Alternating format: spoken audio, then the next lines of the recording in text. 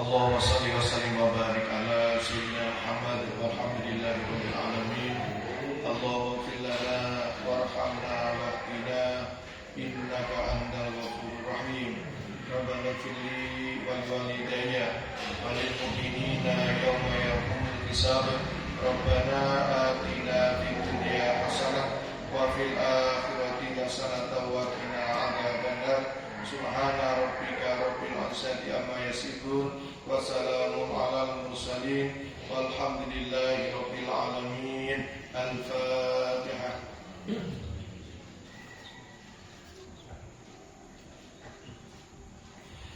Assalamualaikum warahmatullahi wabarakatuh.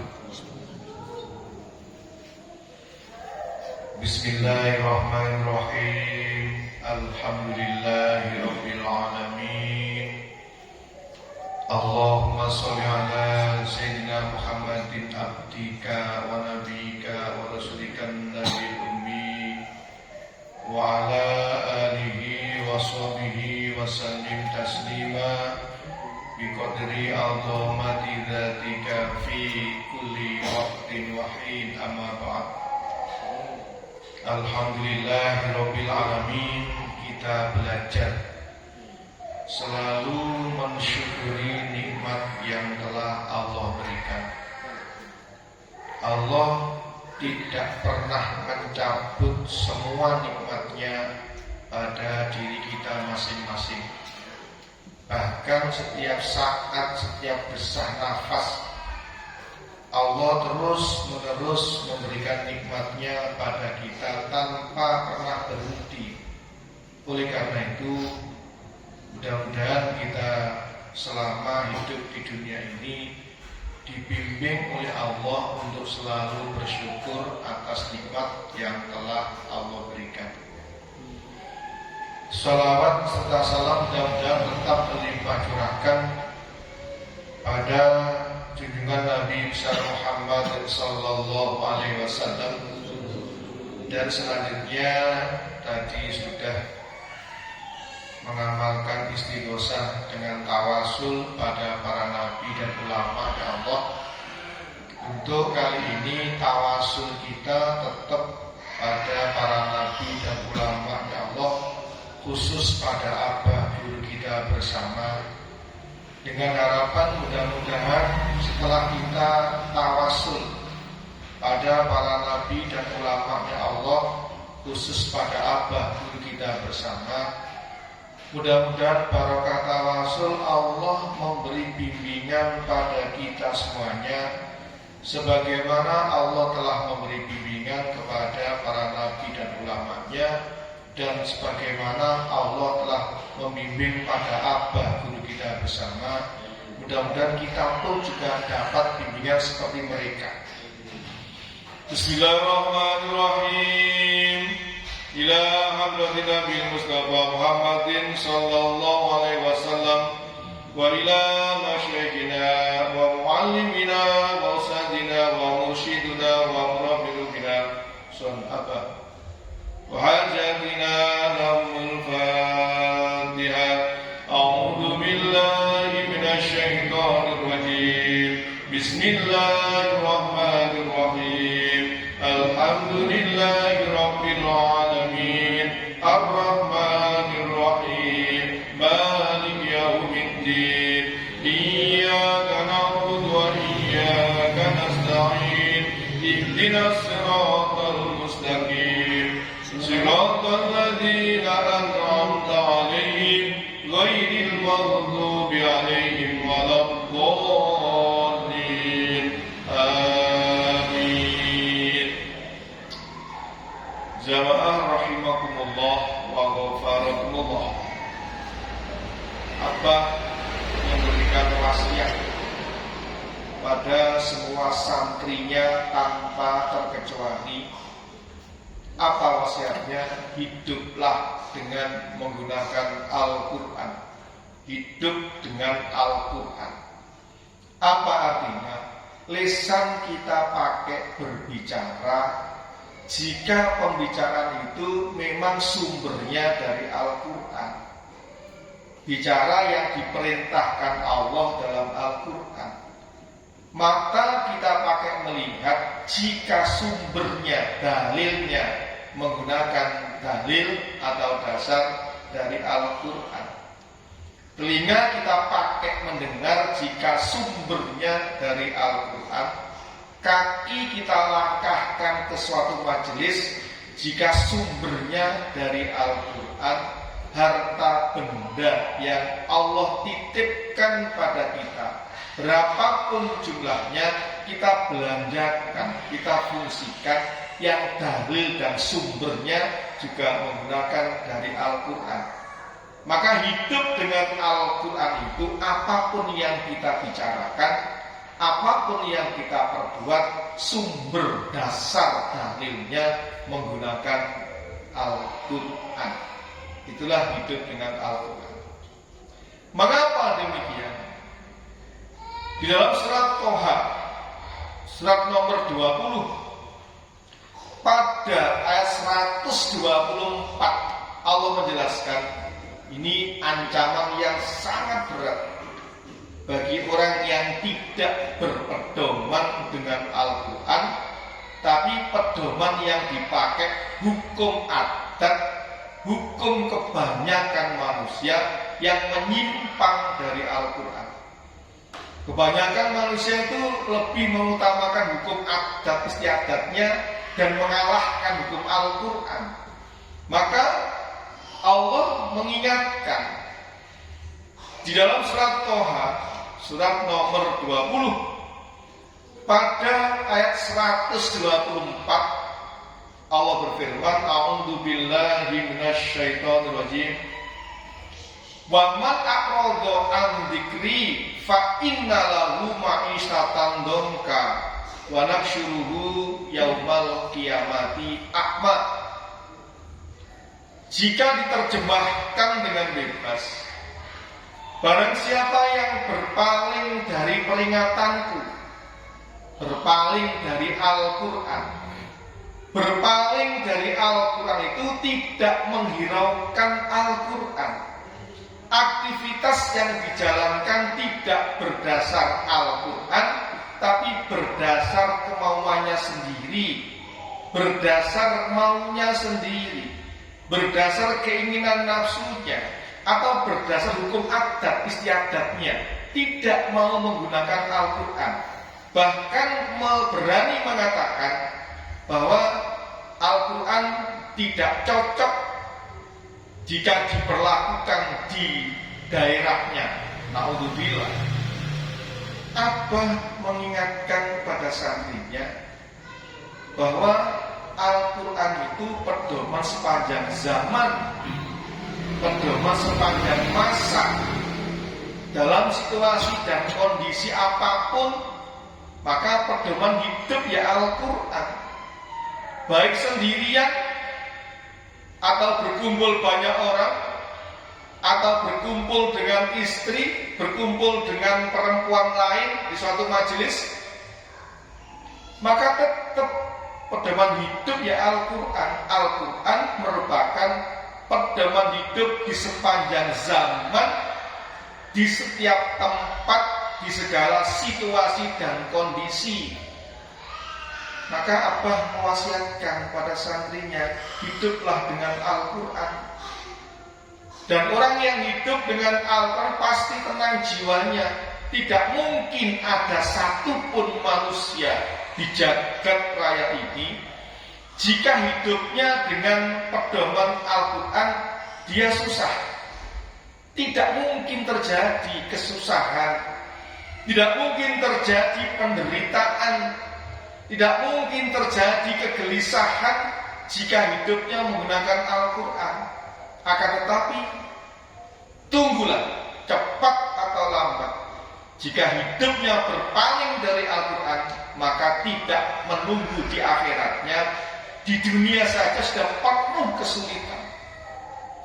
Wa man a'rada an dzikri, barang siapa yang berpaling dari peringatanku, berpaling dengan Al-Quran, mengo dengan Al-Quran, tidak mau hidup dengan Al-Quran, hidup berdasar kemauannya sendiri, maka Allah jelaskan, fa inna lahu ma'isyatan dhanka, maka sungguh baginya kehidupan yang sempit. Orang yang tidak menggunakan Al-Quran dipastikan kehidupannya sempit. Banyak kesulitan-kesulitan dalam hidupnya, kesulitan untuk menghamba kepada Allah, kesulitan untuk melakukan kebaikan-kebaikan jika berpaling dari Al-Quran. Bukan hartanya, tidak. Harta itu sudah pemberian dari Allah, sudah ditakdirkan Allah. Orang yang berpaling dari Al-Quran itu punya kesempitan dalam berbuat kebaikan. Hartanya mungkin banyak, tapi sempit, tidak punya kesempatan untuk berbuat baik, tetapi banyak kesempatan untuk berbuat maksiat. Lakoni apik pangil, tidak punya peluang. Tetapi jika melakukan maksiat, diajak berbuat maksiat, banyak kesempatan, banyak peluang. Itulah orang yang berpaling dari Al-Quran, orang yang mengo atau tidak ngereken dengan Al-Quran, maka tidak menunggu di akhirat. Di dunianya saja banyak kesempitan, banyak mengalami kesusahan dan penderitaan. Itu di dunianya. Di akhiratnya, wa nahsyuruhu yaumal qiyamati a'ma. Orang yang tidak menghiraukan akan Al-Quran, orang yang mengo atau berpaling dari Al-Quran, orang yang menandingi Al-Quran, jadi memenangkan hukum yang lain daripada Al-Quran, fa inna lahu ma'isyatan dongka wa nahsyuruhu yaumal qiyamati a'ma. Dan kami Allah akan mengumpulkan di hari kiamat dalam keadaan buta, meskipun di dunianya bisa melihat, tetapi waktu hidup di dunianya tidak menghiraukan Al-Quran, menyampingkan Al-Quran, gak ngereken Al-Quran, sudah tidak mau tahu dengan Al-Quran, gak belum belajar Al-Quran, gak mau mengamalkan Al-Quran, hidupnya tidak dengan pedoman Al-Quran, tapi hidupnya menggunakan pedoman kemauannya sendiri atau keinginan nafsunya, maka dipastikan oleh Allah di hari kiamat dalam keadaan buta, meskipun di dunianya bisa melihat. Jadi barang siapa yang berpaling dari peringatan Allah, berpaling dari Al-Quran, maka Allah akan memberikan penghidupan yang sempit, dan di hari kiamat dikumpulkan dalam keadaan buta, meskipun ketika masih hidup di dunianya bisa melihat. Saudaraku rahimakumullah wa ghafarakumullah, kita gunakan lisan untuk berkata yang sesuai dengan Al-Quran. Kemarin saya sampaikan, kita hindari mengatakan sesuatu yang menyimpang dari Al-Quran. Apa mencontohkan, pada bulan Muharram santri-santri diajak, ditunjukkan adanya amal yang berupa nikah massal bersama dengan hal Al-Maghfurlah Kiai Haji Ya'qub Husain, bulan Muharram, yang mana banyak yang meyakini bulan Muharram tidak diperbolehkan untuk mengadakan resepsi apapun. Tapi Abang berikan contoh ke santrinya, tidak apa-apa, siapa yang melarang? Jika Allah tidak melarang, jangan mengajarkan bahwa itu dilarang. Allah tidak mengharamkan, jangan berani-berani bertentangan dengan hukumnya Allah. Mukmin itu kenapa dimasukkan dalam surga, sedangkan orang kafir yang ingkar dengan Al-Quran kenapa dimasukkan dalam neraka? Karena orang yang beriman itu mengamalkan Al-Quran. Orang yang beriman itu pelaksana hukumnya Allah, bukan perevisi hukum, bukan penanding hukumnya Allah, bukan penentang hukumnya Allah, tapi mukmin adalah pelaksana hukum Allah, sehingga oleh Allah dimasukkan dalam surganya yang penuh dengan kenikmatan selama-lamanya. Allahumma amin. Kita ingat bersama, jadi jangan berpedoman pada kebanyakan manusia. Kebanyakan manusia itu tidak berpedoman dengan Al-Quran. Kebanyakan manusia mengajak untuk berpedoman atau menjadikan Al-Quran itu bengkok, sehingga nggak mau menjalankan Al-Quran. Naudzubillah. Makanya santri PPUD, santrinya Abah, dimanapun saja berada, hiduplah dengan Al-Quran. Allahumma amin. Saudaraku rahimakumullah wa barakallahu.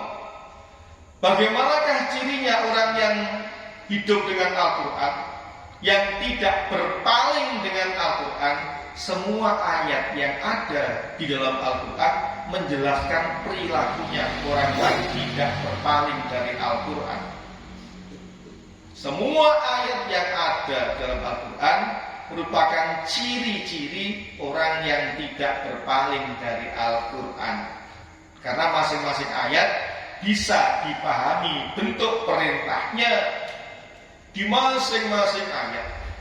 6.236 ayat. Ini sering saya sampaikan, jumlah ayat di dalam Al-Quran itu ada yang mengatakan 6.666 ayat. Akan tapi saya membuktikan sendiri, setiap murid baru yang ada di SMA Prima Ganda dan yang ada di MAUW, ketika saya tanya berapa jumlah ayat, masing-masing menyebutkan 6.666 ayat. Kemudian saya tugaskan untuk diskusi kelompok. Coba pastikan berapa jumlah ayat. Silakan bikin kelompok untuk menghitung jumlah ayat. Ternyata sejak puluhan tahun yang lalu sampai sekarang, masing-masing murid yang menghitung jumlah ayat di dalam Al-Quran hanya menemukan 6.236 ayat. Ada selisih 430 ayat. Itu dimasukkan di surat apa? Padahal jumlah masing-masing ayat yang ada dalam surat itu sudah pasti. Tetapi kenapa menjumlahnya kok beda? Jadi saya kalau menyampaikan di majelis dimanapun berada, saya menyampaikan bahwa jumlah ayat yang ada di dalam Al-Quran adalah 6.236 ayat. Bukan 6666 tapi 6236. Kalau panjenengan belum yakin, bisa dibuktikan, setengah jam selesai hitung itu. Tidak lama. Makanya kita pastikan aja kalau menyampaikan berapa jumlah ayat? 6.236 ayat. Jamaah rahimakumullah wa ghafarallah. Semua ayat yang ada di dalam Al-Quran bisa dipahami bentuk perintahnya dan juga bisa dipahami bentuk larangannya di masing-masing ayat. Orang yang paham akan Al-Quran akan bisa menemukan dan menjelaskan di masing-masing ayat itu bentuk perintahnya apa dan bentuk larangannya apa di masing-masing ayat. Orang yang berpaling dari Al-Quran, orang yang tidak menggunakan dasar Al-Quran dalam beraktivitas, dipastikan hidupnya di dunia penuh dengan kesulitan dan di akhiratnya dikumpulkan oleh Allah di nerakanya dalam keadaan buta. Jamaah rahimakumullah wa ghafarallah.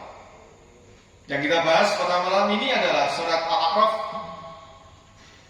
surat nomor 8, surat nomor 7, pada ayat 8. Ini sebelum saya sampaikan ayatnya, saya jelaskan maksud ayat. Saya perlu beritahu terlebih dulu bahwa semua makhluk hidup yang ada di dunia yang berupa manusia, makhluk yang berakal. Jadi manusia di jagat raya ini itu jika dikumpulkan maka akan terbagi menjadi dua kelompok besar. Saya ulang, manusia di jagat raya ini dari belahan bumi utara sampai selatan dan barat sampai timur, jika dikelompokkan hanya terbagi menjadi dua kelompok besar. Kelompok yang pertama adalah orang yang beruntung, orang yang bahagia, orang yang selamat, orang yang dalam bimbingan Allah.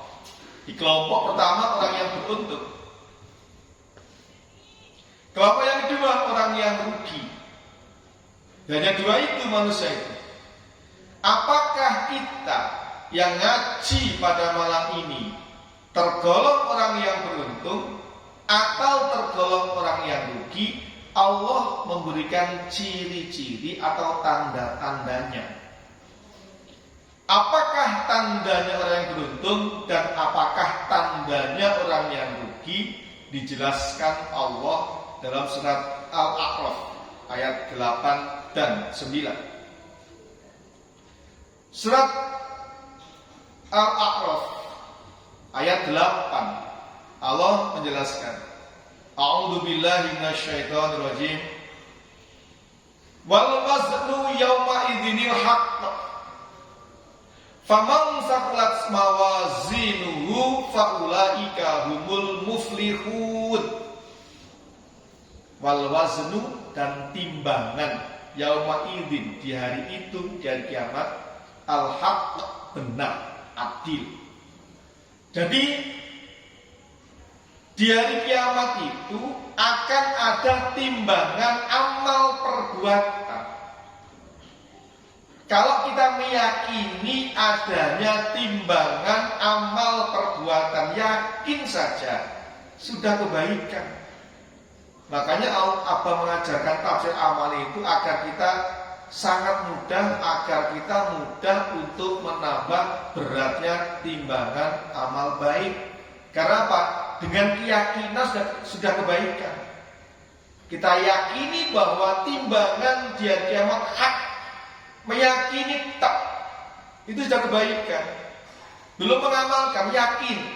Kita yakin bahwa akan ada timbangan amal kebaikan, yakin tak, sudah pahala kebaikan.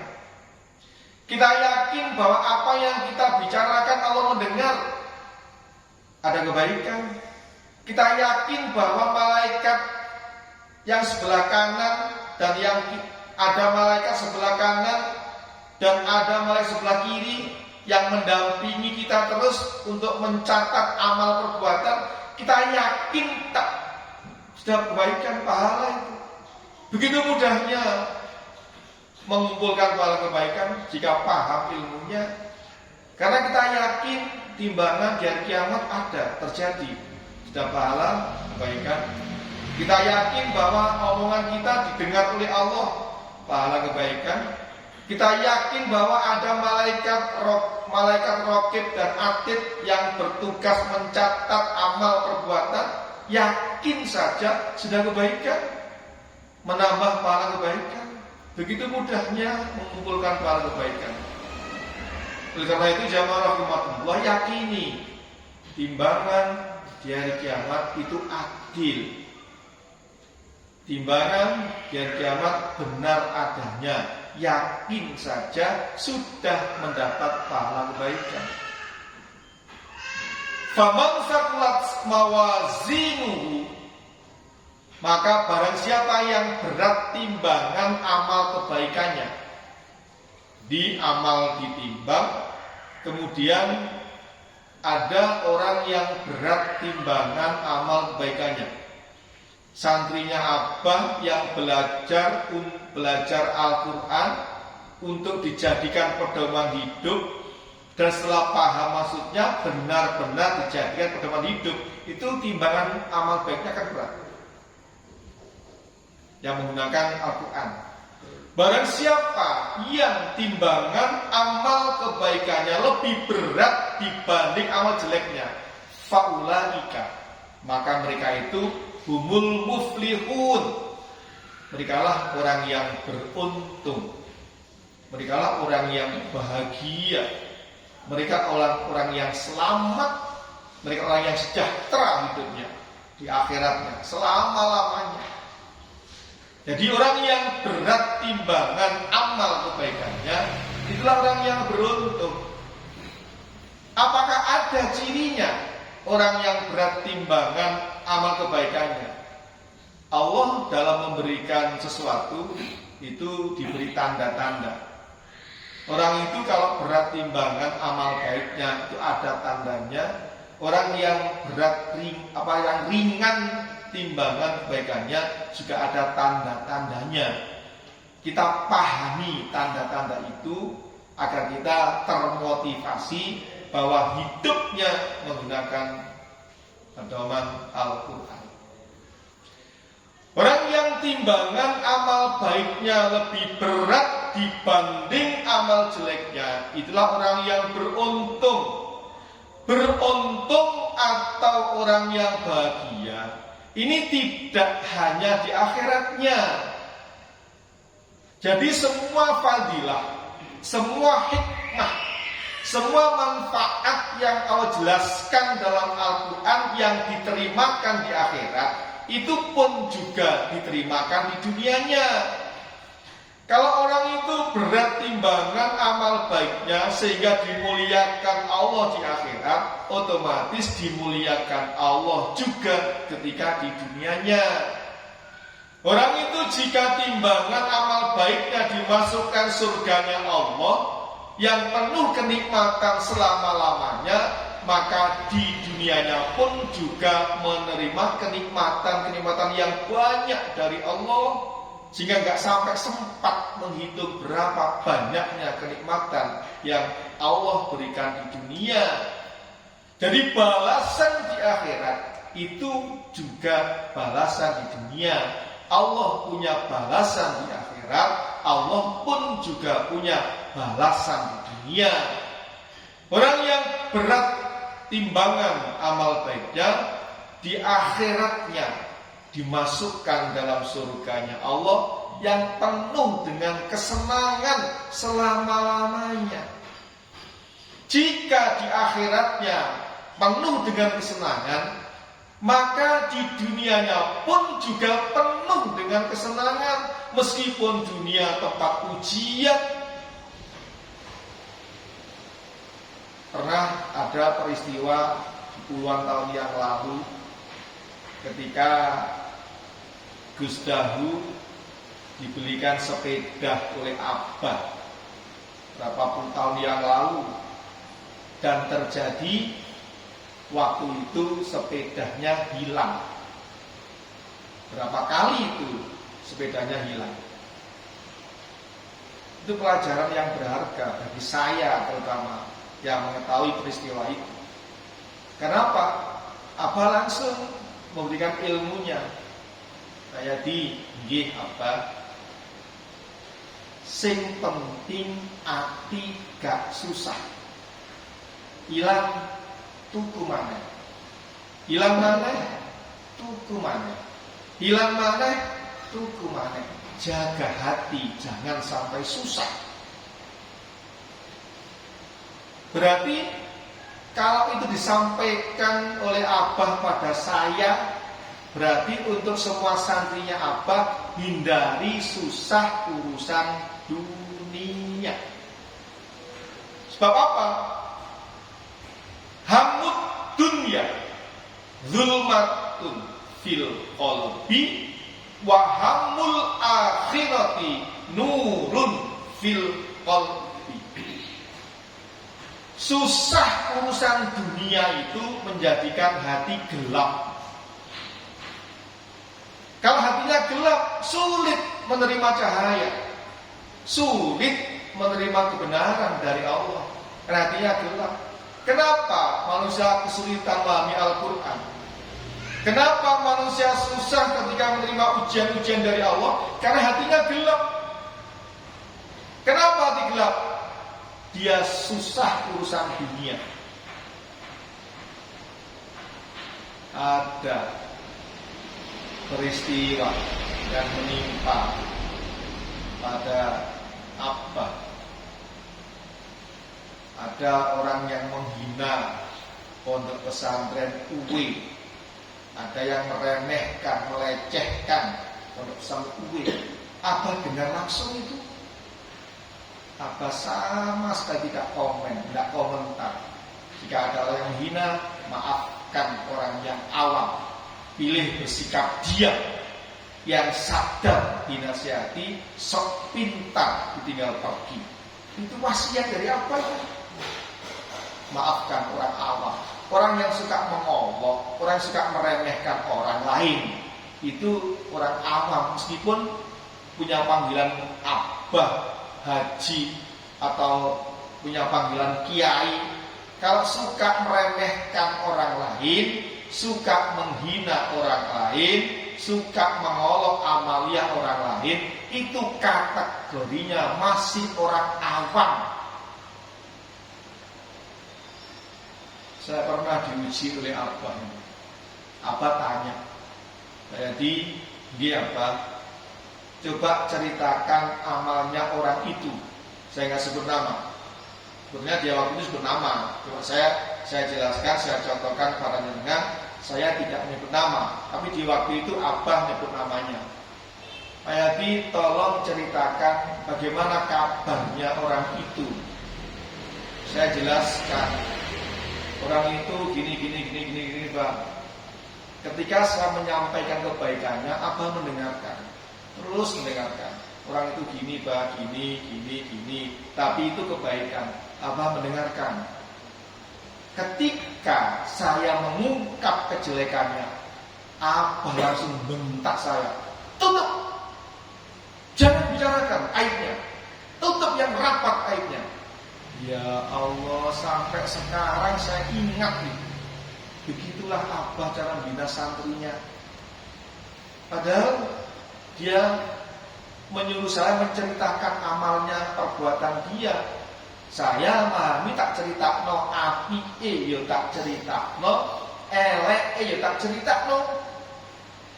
Ketika saya menyebutkan kebaikannya, apa mendengarkan. Tetapi ketika saya berinjak untuk menyampaikan kejelekannya, langsung dibentak saya, tutup yang rapat aib orang lain. Karena modelnya bentak, modelnya keras, saya sampai sekarang ingat itu. Makanya tutup aib orang lain. Itu Al-Quran itu. Tinggalannya yang penting warisannya apa. Maka ada santri yang ngomong, apa itu tidak meninggalkan warisan. Lu. Warisannya apa itu banyak sekali. Tinggalannya apa tentang strategi berjuang, strategi cara menafsirkan ayat, strategi cara berdakwah, strategi apapun banyak yang ditinggalkan atau diwariskan oleh abah pada santrinya. Kalau warisan harta mungkin, tapi warisan tidak harus dengan yang bernilai harta. Warisan strategi perjuangan abah mewariskan pada santrinya banyak sekali dengan cerita-cerita. Memang apa itu sumber kaya dengan metode mengajar. Ini tak ceritakan panjenengan yang dijalankan beliau itu menggunakan Al-Quran. Cuma santri tidak harus dijelaskan ayatnya atau dalilnya. Saya sering menerima pemahaman, menerima ilmu dari abah itu melalui cerita. Pernah ada tetangganya abah sebelah timurnya rumah, 40 tahun yang lalu. Itu sakit, dia sakit. Kemudian menghadap abah, abah, saya sakit. Saya butuh uang untuk berobat. Saya enggak punya uang apa. Saya punya kambing yang baru saya beli dari cukir seminggu yang lalu. Saya beli kambing itu harga 250.000 seminggu yang lalu. Dan sekarang saya mau berobat dan enggak punya uang, butuh uang. Tolong Bah, kambing ini panjenengan beli, berapapun saya berikan. Coba, karena dia butuh uang, berapapun diberikan jika dibeli. Apa tanya Pak Yadi? Pak Yadi, Nggih apa? Dibeli berapa Pak Yadi? Kambing itu belinya di pasar Cukir 250.000. Sekarang dia butuh uang untuk berobat. Dibeli berapa Pak Yadi? Panjenengan tumbas kali atus mawon Pak pun diparingaken. Wong di awal sudah disampaikan berapapun diberikan Pak. Andai apa beli 200 diberikan, 150 diberikan. Dia sudah ngomong berapapun apa kehendaki saya berikan Pak, karena saya butuh uang. Akhirnya apa manggil Bunyaya Nikning, kambing milik tetangga itu belinya di pasar Cukir 250.000. Saiki sampean tuku 300.000, 250 gantine tukune untuk pasar Cukir, 50.000 gantine ngeramut selama seminggu. Berarti sampean tuku 300.000. Andai tidak diberikan nih, uang ini sampean pinjamkan ke tetangga tersebut. You understand? Apa dibeli bawahnya karena dia sudah pasrah berapapun dibeli? Tidak. Apa itu menghitung? Tukune 350, seminggu oleh rambut dinilai 50, dituku 300. Nek dituku 300 ka oleh duwe utang cek gawe berobat. Hayo sapa santrine sing nerusno warisane apa itu? Tidak menggunakan kesempatan dalam kesempitan. Ayo ngaji berkali-kali, tiap minggu ngaji, ngaku santrine apa? Ayo praktek bareng-bareng. Praktek bareng-bareng. Ketika ada orang yang kesempitan, kita tolong semampunya, tidak malah menggunakan kesempatan dalam kesempitan. Kalau orang lain mungkin saya di waktu itu saya ngomong, ya jelas dikekno lah. Apa bukan maklar tapi apa ulama, apa mengajarkan pada santrinya bahwa jika menghadapi orang yang kesempitan maka tolonglah. Menolong sebatas kemampuan, tidak dibeli semaunya sendiri. Apa tetap memuliakan orang lain, malah orang miskin. Rasul bersabda, likulli syai'in miftahun wa miftahul jannah hubbul masakin wal fuqara. Tiap-tiap sesuatu itu ada kuncinya. Sepeda motor ada kuncinya, rumah ada kuncinya, almari ada kuncinya. Tiap-tiap sesuatu ada kuncinya, sabda Rasul.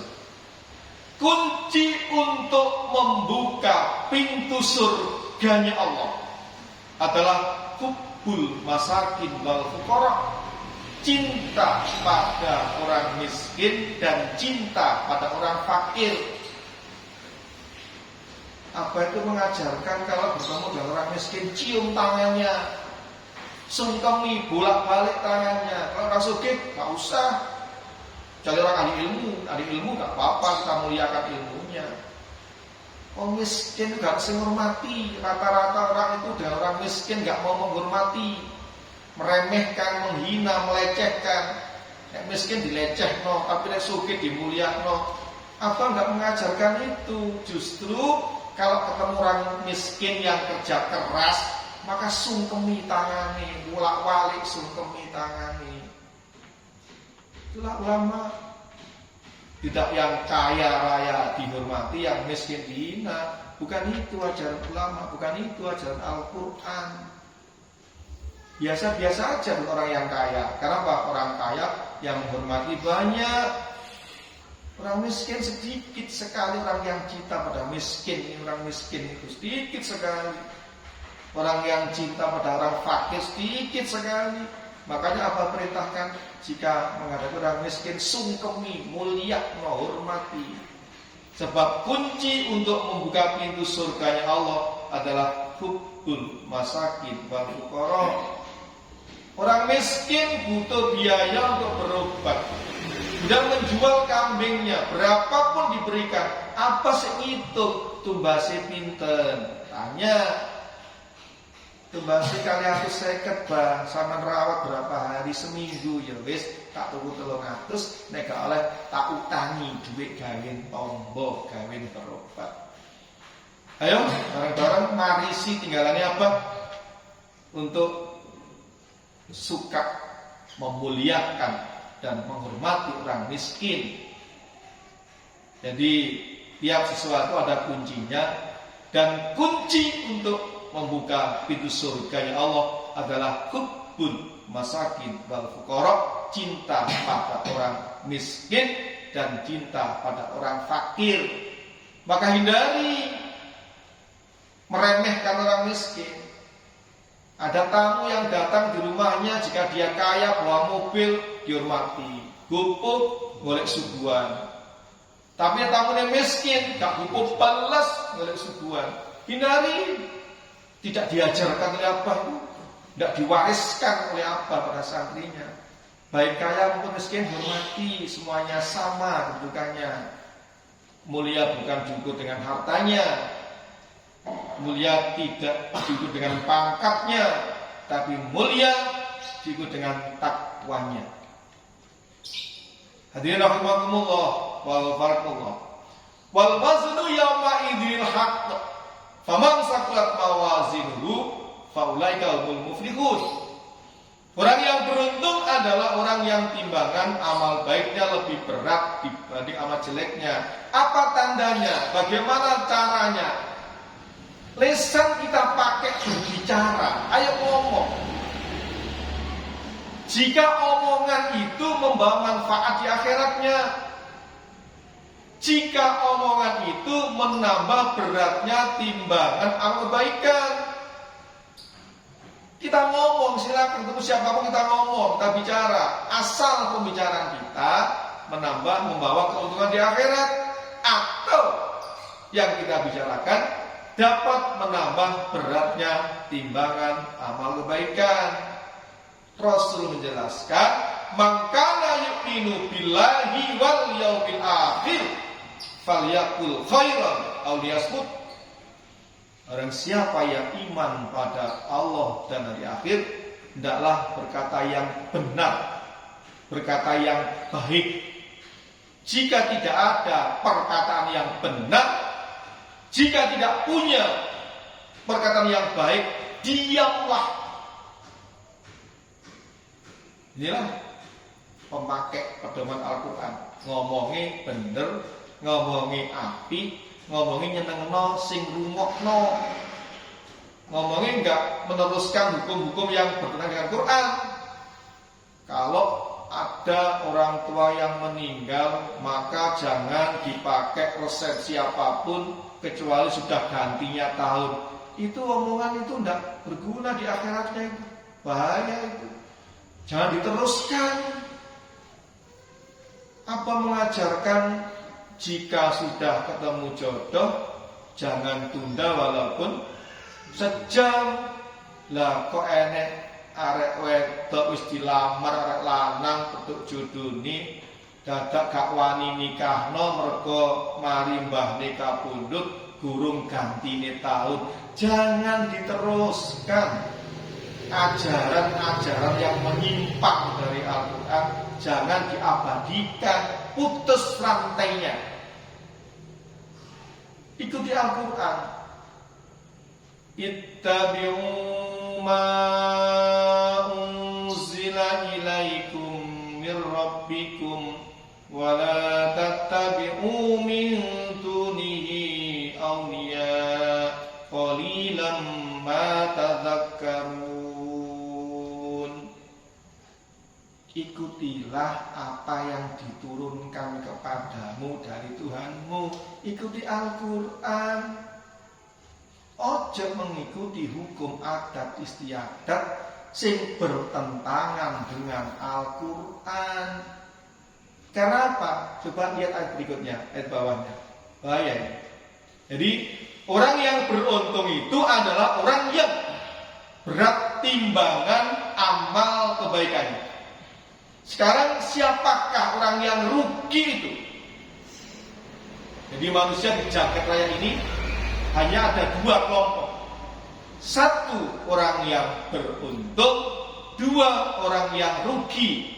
Orang yang beruntung berarti dimasukkan Allah dalam surganya yang penuh dengan kenikmatan selama-lamanya.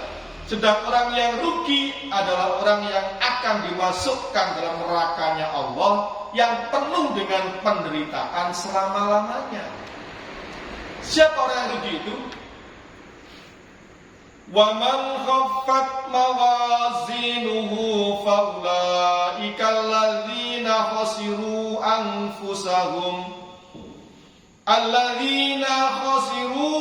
anfusahum bima kanu bi ayatina yadlimun. Dan orang yang ringan timbangan kebaikannya, maka mereka itulah orang yang rugi, orang yang merugikan dirinya sendiri. Kenapa dia rugi? Kenapa dia timbangan amal baiknya kok lebih ringan? Kenapa dia rugi? Kerugian disebabkan bi ayatina yadlimun. Dengan ayat-ayat kami mereka ingkar. Jadi ingkar pada Al-Quran itu bisa menjadikan orang yang rugi, bisa menjadikan timbangan amal baiknya ringan. Maka hati-hati, jangan ingkari Al-Quran walaupun satu ayat. Kalau kita tidak bisa mengamalkan, minta ampun pada Allah. Jangan mengatakan ayat ini tidak sesuai dengan kondisinya sekarang. Hukum waris jangan disamakan bagian anak laki dan perempuan. Jangan mengatakan Allah itu tidak adil sama anak kandungnya. Kenapa pembagian atau warisnya dibedakan? Padahal yang paling berat dalam merawat ibu dan bapak kalau sakit itu perempuan. Kenapa harta warisnya kalau lebih banyak laki-laki? Allah tidak adil. Naudzubillah. Omongan itulah yang akan menjadikan timbangan amal baiknya lebih ringan dibanding amal jeleknya. Sehingga rai akeh dosane abot amal eleke gara-gara bi ayatina yadlimun.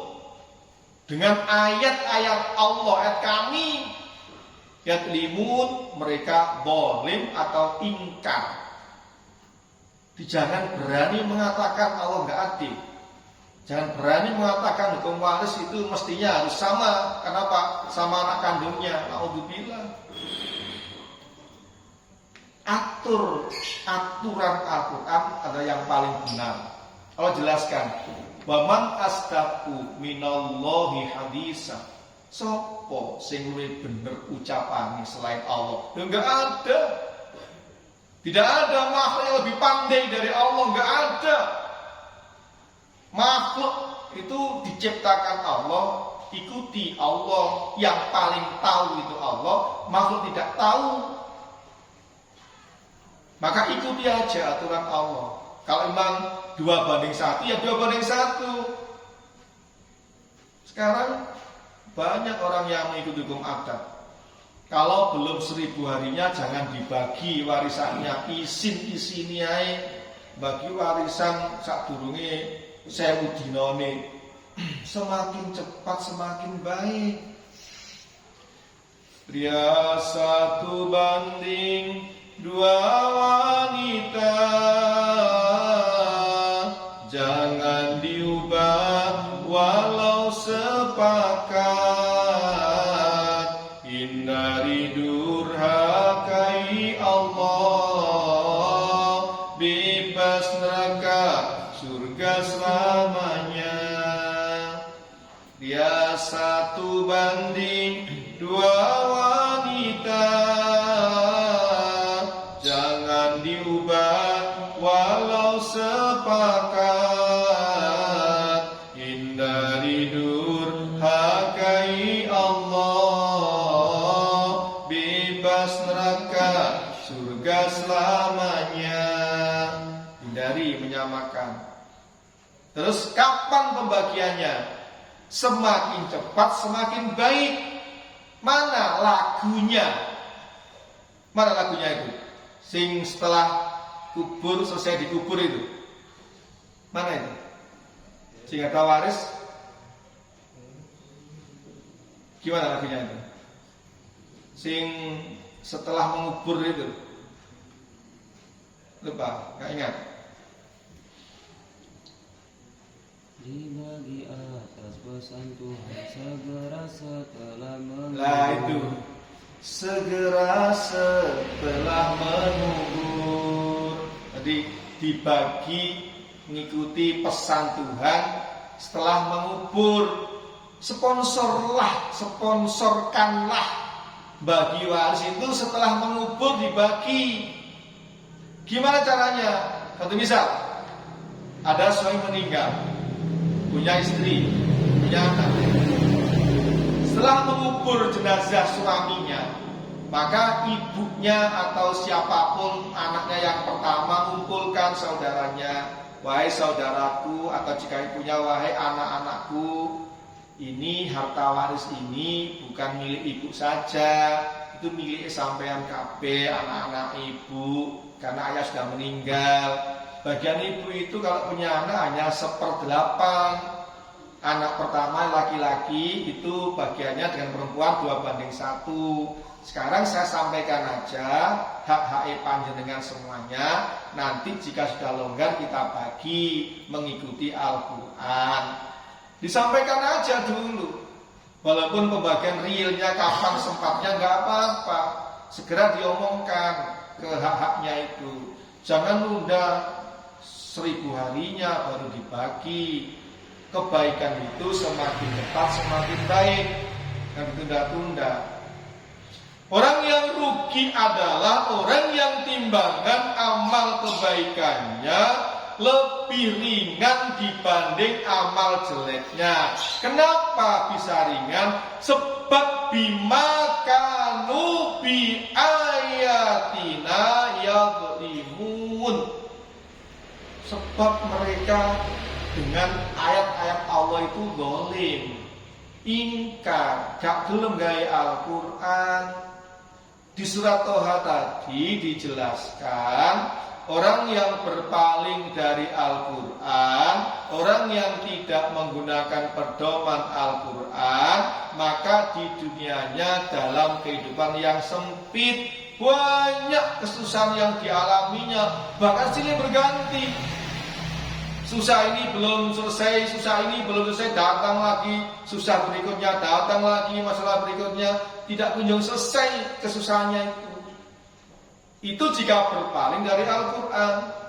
Itu tidak cukup itu. Ketika meninggal, kok tidak bertaubat dari mengu dari Al-Quran, maka wanaksyuruhu yaumal kiamati akma, dan kami akan mengumpulkan di hari kiamat dalam keadaan buta meskipun di dunianya melihat. Orang yang berpaling dari Al-Quran itu menjadikan timbangan amal kebaikan lebih ringan dibanding amal baiknya. Itulah orang yang rugi. Makanya 6.236 ayat yang ada dalam Al-Quran, jangan ada satupun yang diingkari.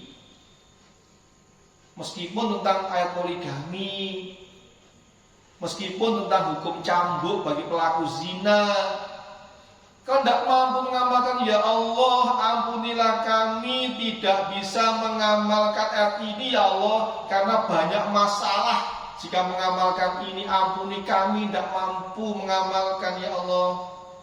Jangan mengatakan ayat ini salah, nggak cocok berlaku di Indonesia. Jangan begitu, bahaya itu. Hukum cambuk bagi pelaku zina itu di pelajaran kelas 1 SMA itu ada ayatnya, dibahas itu ayatnya itu.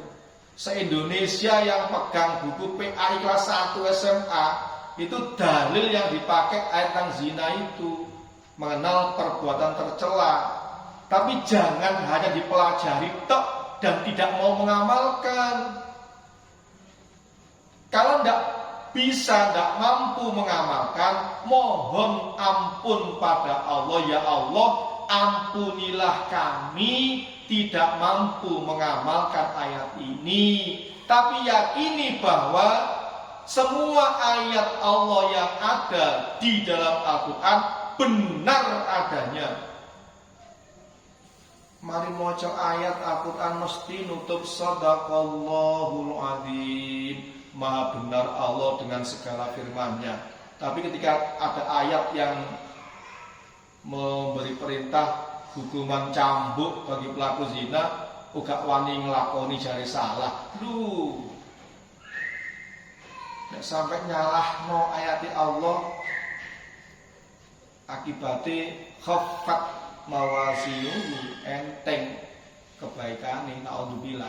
Jadi kesimpulannya, kalau memang kita mengamalkan ayat terjadi permasalahan yang berat di dunia ini, di Indonesia ini, nek gak iso ngamalno, njaluk sepuro nang Gusti Allah, ojo ngarani ayat ini tidak cocok diberlakukan di Indonesia. Duluan mana berdirinya republik ini dengan Al-Quran? Mestinya semuanya ikut Al-Quran. Namun jika ada yang tidak mampu mengamalkan sebagian ayat Al-Quran, minta ampunlah pada Allah.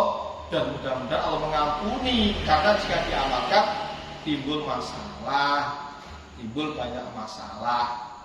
Maka saudaraku rahimakumullah wa ghafarakumullah, ingatlah bahwa timbangan amal kebaikan akan lebih ringan jika kita mendolimi Al-Quran atau mengingkari ayat-ayat Al-Quran meskipun hanya satu ayat. Hidup dengan Al-Quran adalah aktivitas apapun, baik hukum, aturan, denda, dan sebagainya, menggunakan pedoman Al-Quran. Namun jika tidak mampu, minta ampun pada Allah. Contohnya sholat itu. Sholat itu sebetulnya dari takbir hingga salam ingat Allah. Aqimus sholata lidzikri. Tetapi jika kita tidak mampu ingat mulai takbir sampai salam, kita minta ampun pada Allah. Jangan mengatakan boleh, gak apa-apa loh. Jangan mengatakan boleh, minta ampun pada Allah. Aturannya Allah dari takbir hingga salam itu ingat Allah. Jika tidak ingat ya minta ampun pada Allah. Makanya diajari istighfar, mari sholat. Ojo ngarani oleh gitu loh. Tetap tidak boleh, tapi minta ampun pada Allah. Itulah cara memahami Al-Quran dan cara mengamalkan Al-Quran. Mudah-mudahan semuanya dalam bimbingan Allah, hidupnya dengan Al-Quran. Allahumma amin. Dan jika kita pernah mendolimi Al-Quran, mudah-mudahan semua kedoliman kita diampuni oleh Allah, dan setelahnya tidak lagi mendolimi Al-Quran. Allahumma amin. Mudah-mudahan jadi iklan yang barokah. Al-Fatihah. A'udzubillahi minasyaitonir rajim. Bismillahirrahmanirrahim. Alhamdulillahirabbil alamin, arrahmanir rahim, maliki yaumiddin. Iyyaka na'budu wa iyyaka nasta'in. Ihdinas siratal mustaqim. Siratal ladzina an'amta 'alaihim ghairil maghdubi 'alaihim waladdallin. Allahumma salli wa sallim wa barik ala sayyidina Muhammad walhamdulillahirabbil alamin. Allahumma ighfir lana warhamna wahdina innaka antal ghafurur rahim. Rabbana ighfir li wa liwalidayya wa lil mu'minina yawma yaqumul hisab. Allahumma ya qadiyal hajat, Allahumma ya kafiyal muhimmat, Allahumma ya dafiyal baliyat, Allahumma ya muhillal mushkilat, Allahumma ya syafiyal amrad, Allahumma ya arhamar rahimin, Allahumma ya mujibat da'at. Rabbana ighfir li wa liwalidayya وللمؤمنين يوم يقوم الحساب. ربنا هب لنا من أزواجنا وذريتنا قرة أعين واجعلنا للمتقين إماما ربنا آتنا في الدنيا حسنة وفي الآخرة حسنة وقنا عذاب النار سبحان ربك رب العزة عما يصفون وسلام على المرسلين والحمد لله رب العالمين. الفاتحة. يا نبي سلام عليك يا رسول سلام عليك يا حبيب سلام عليك صلوات الله عليك أنت شمس أنت بدر أنت نور فوق نوري أنت إكسير الرضاني أنت مصباح الصدور صلى الله على محمد صلى الله عليه وسلم صلى الله على محمد صلى الله عليه وسلم اللهم صل على محمد اهدنا الصراط المستقيم. Assalamualaikum warahmatullahi wabarakatuh.